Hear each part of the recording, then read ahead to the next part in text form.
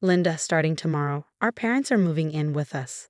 I bought the house with the yard, so no complaining if you're not a fan. You might end up sleeping outside, got it? On moving day, Michael, my husband, dropped the bomb about living with his parents. He also decided on this house without consulting me and left me to handle all the house hunting. It's like he sees me as a maid or something, thinking I don't have a say. So I said, fine, then I'll sleep in the yard from now on. But don't be surprised by who joins me. Why are you being so stubborn? Just do as you're told, like always. Don't worry, you won't regret it. Sleep tight, but don't choke on your own spit. Okay, those last words are on you. You'll regret this, mark my words. And with that, I started getting ready, picturing Michael's worried face. The next day, he came to the yard and immediately frowned when he saw the tent I had set up.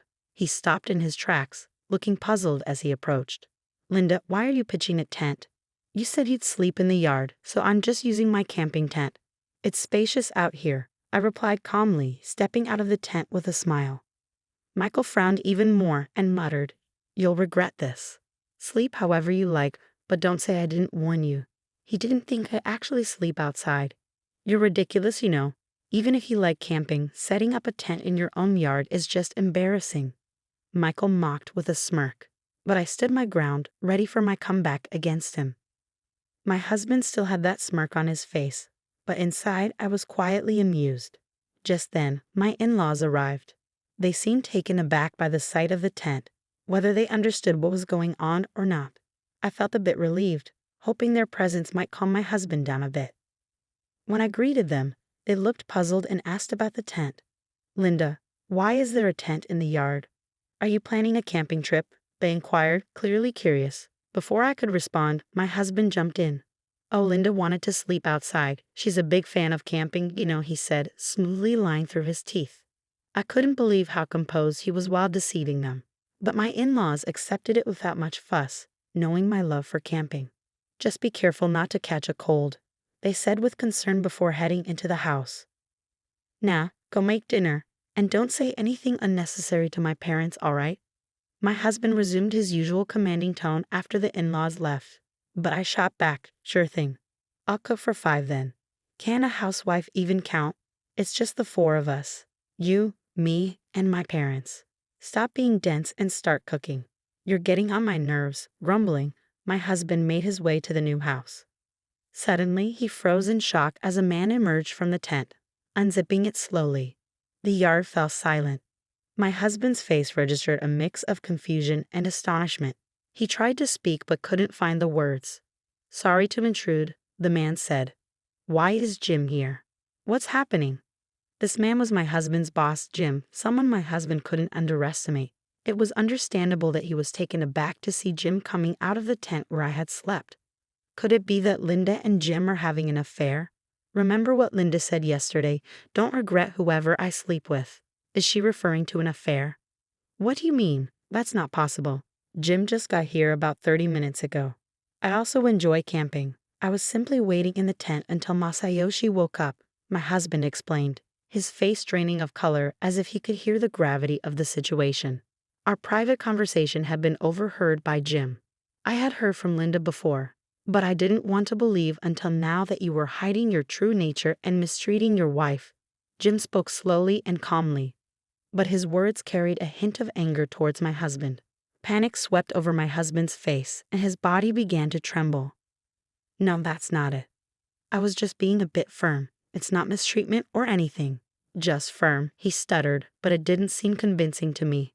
There was a clear tone of malice and superiority in his words. What had Linda done to deserve this? Jim's voice grew increasingly heated, causing my husband to shake even more. The arrogance he had displayed earlier, mocking me, had vanished. He seemed like a mouse cornered by a cat, frozen in fear. I can't believe this, Michael. You do great work at the company, but to treat your wife like this, I'm frankly disappointed. I never meant to mistreat my wife. I've just been stressed lately with work not going well, and I guess I took it out on her, my husband said, sweat dripping down his face as he searched for excuses, his mind racing.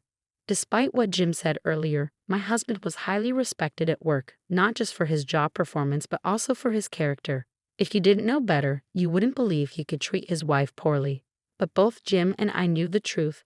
all the things my husband was hiding, and Jim's visit today was connected to those secrets. Then Jim quietly mentioned a woman's name to my husband, Lily Smith. You're familiar with her, right? Yes, she works at a client I handle. Is there an issue with her? She's my wife. Immediately, my husband's eyes widened with shock and confusion, rendered speechless. His expression shifted instantly to one of surprise and fear. Jim stared at my husband with a cold gaze. Gathering his courage, my husband began to speak hesitantly. Lily is Jim's wife. But that can't be, you have different last names. Lily uses her maiden name at work.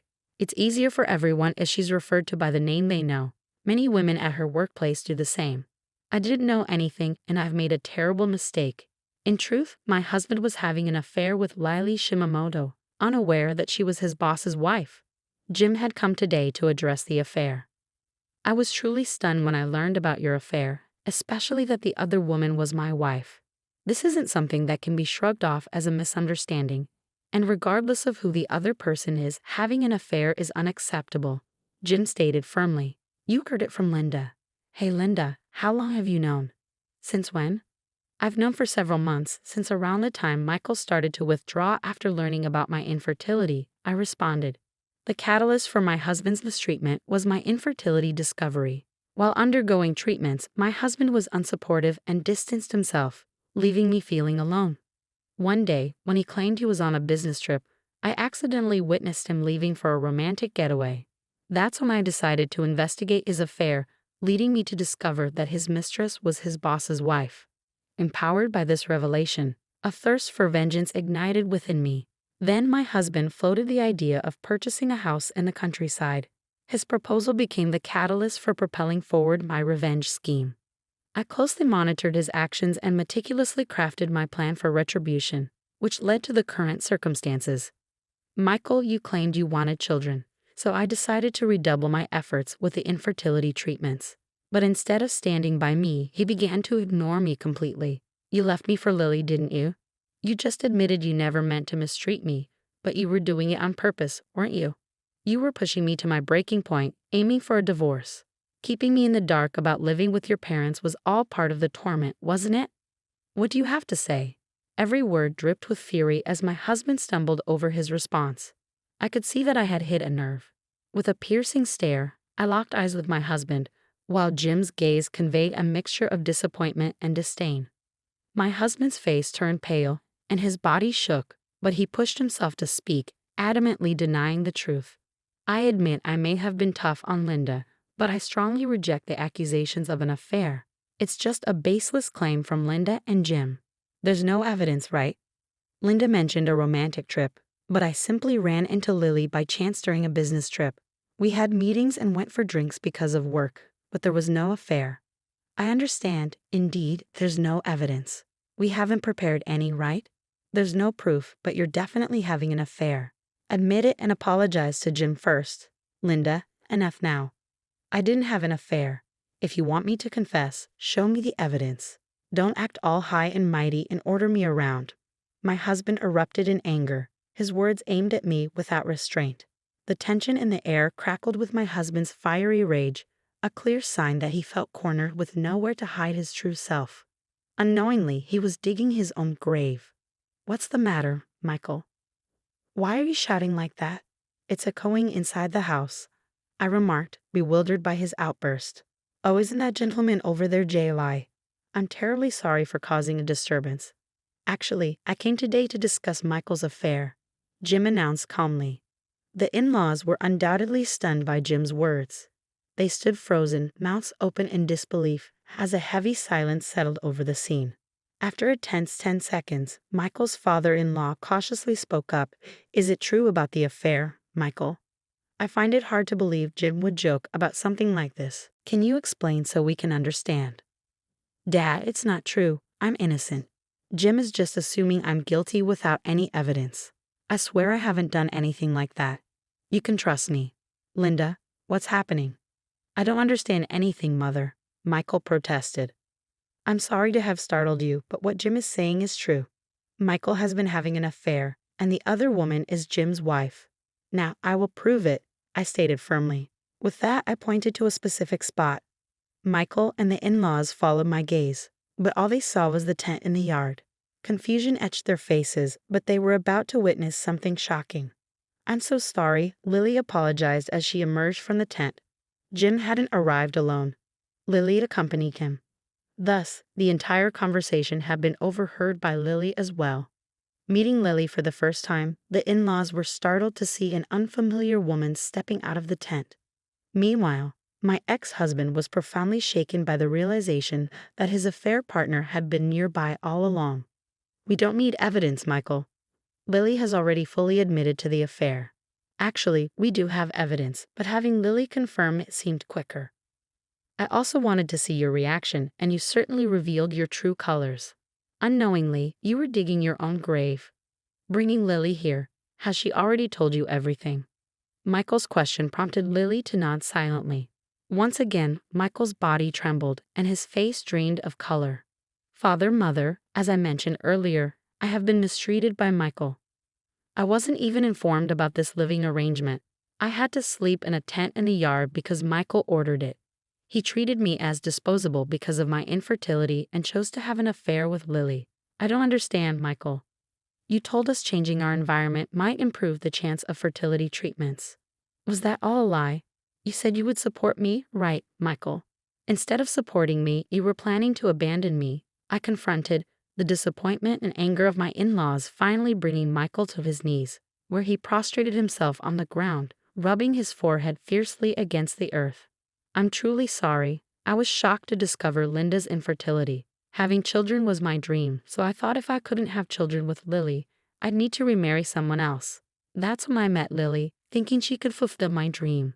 Michael trembled as he desperately confessed, seeming to realize that excuses wouldn't suffice anymore. Without lifting his forehead from the ground, he continued to apologize profusely. But then his body was abruptly thrown to the ground with a dull thud under the furious gaze of his enraged father-in-law. "Linda wanted children too, didn't she? Have you ever considered her feelings? Being unable to conceive, do you think of your wife as property to be discarded when no longer needed? What do you say, Michael? Answer me." My father-in-law's usual gentleness replaced by a rage I had never seen before. Yet his face betrayed a profound sadness. It was unthinkable that his beloved son could commit such inhumane acts behind the scenes and still attempt to justify them. "I've never been a parent, but the thought of my own child doing such things would tear me apart," my father-in-law expressed with anguish as Michael lay on the ground.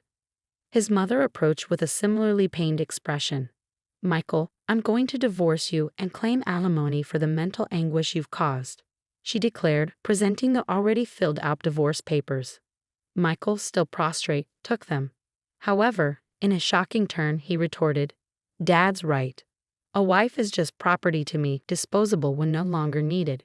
Clearly, it's all Linda's fault. Had I known about her infertility, I wouldn't have married her. Discovering it after marriage feels like a fraud. What alimony? You, the infertile one, should be paying. Don't you dare." My father-in-law grabbed Michael by the collar again, ready to confront him physically, but I stepped in. "Linda, why stop? Are you planning to forgive Michael?" he questioned. "No, father. I will never forgive Michael. But I won't let you harm yourself over him. He's not even worth hitting now. Please let me handle this," I calmly responded, leading my father-in-law to slowly release Michael's collar. After taking a deep breath, I pulled out a piece of paper and addressed Michael. "So everything is my fault because I'm infertile, and you're the victim, right?" Michael was left speechless as I handed him the paper, which contained results he had never anticipated. "Me, infertile? I can't produce children." It turned out the cause of infertility wasn't solely mine, but also Michael's. I had requested him to provide a sample for testing, knowing that infertility isn't always due to the woman. The results diagnosed Michael with azoospermia. While there might be a chance for recovery with treatment, it seemed challenging. I had intended to inform Michael, but he was too preoccupied with his affair to engage in a proper conversation with me. Ironically, now was the first time we truly confronted each other after so long. "I don't believe this. Is this some kind of setup by Linda? Trying to frame me? It won't work," Michael protested. "It doesn't matter if you don't believe it. You'll eventually come to understand. My only desire is to sever ties with Michael and ensure he faces the consequences he deserves." Now, sign the divorce papers quickly, I urged. Are you serious? With that tone, it's gotta be a lie. Tell me it's a lie. Michael repeatedly reviewed the test results, his head in his hands. Jim, the in-laws, and I could only sigh deeply at his state. Lily appeared to be filled with regret as well. Leaving Michael behind, we stepped away from the new house, and Jim and his wife returned home to discuss further. The in-laws then apologized to me, expressing their regret. We might not have been aware, but we failed to see the pain Linda was going through. We don't expect forgiveness, but this is how we feel. We will do whatever we can for you. Even if you divorce Michael, we will always be on your side and ensure he takes responsibility. Just wait and see. There was no need for you to apologize. I was at fault too for not speaking up sooner and allowing myself to be pushed around. Plus, I almost caused you both a lot of trouble because of me. Actually here, I decided to reveal a fact I had kept hidden from my in-laws. I confessed, surprising them. But they chuckled at my thorough preparation, murmuring, "It's all Michael's doing." After finalizing the divorce with my husband, I returned to my parents' home. It didn't take long before I received frantic calls from my ex-husband. "Linda, what's happening? This is all you're doing, isn't it? Answer me." His voice left no room for negotiation. Even over the phone, I could sense his sheer desperation. Suppressing a laugh, I decided to reveal the truth. "Why so panicked? I don't know much except maybe that the new house you bought is defective." "Hey, stop joking around.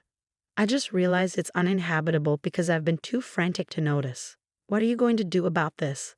"I'm not doing anything. You pushed the house hunting onto me, so I just followed your orders. You were the one who made the final decision to buy her, right?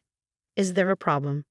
The decision to purchase the house with a yard was solely made by my husband, yet he dumped the entire search on me. At that point, I had already considered revenge, leading to my strategy of making him live in a defective house. You can check online for signs of a defective house, like uneven floors, ceiling checks, and door and window operations.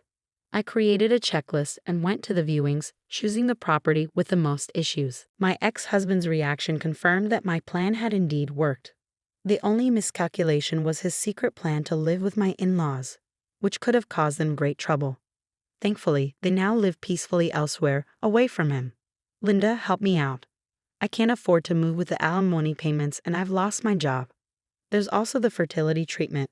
I truly regret everything. I shouldn't have cheated. I should have valued you more." "So you only realized you were wrong after finding out you're infertile? Well, that's good for you. You should reflect on your regrets and start over. Good luck living alone." Wait. Weren't we married? Don't abandon me, please. Listen to me." His self-centered remarks nearly drove me to explode with anger. Done with him, I found any further interaction merely troublesome. Yet, I had to make my point clear. A wife is not property to be discarded when no longer needed, Michael. You said that, remember? Let me reiterate, you are no longer needed in my life. You're expendable. Live with your regrets forever. Goodbye. I could still hear his voice through the phone, but I hung up without a second thought and blocked the number. He probably learned the hard way that some actions are irreversible. As for me, I started a blog and created videos about camping, enjoying a side income while engaging in my hobby. Jim, now divorced, had more free time and occasionally joined me for camping trips or helped with my video projects. I'm truly grateful that Jim and my in-laws stood by me. When I expressed my gratitude, Jim said, "Ignoring such a wonderful woman like you, Michael, really baffled me. If you ever need help, feel free to reach out." Perhaps due to my vulnerable state, my heart skipped a beat. But it wasn't until years later that I realized this flutter was real. Yes, Jim and I ended up getting married. But that's a story for another time.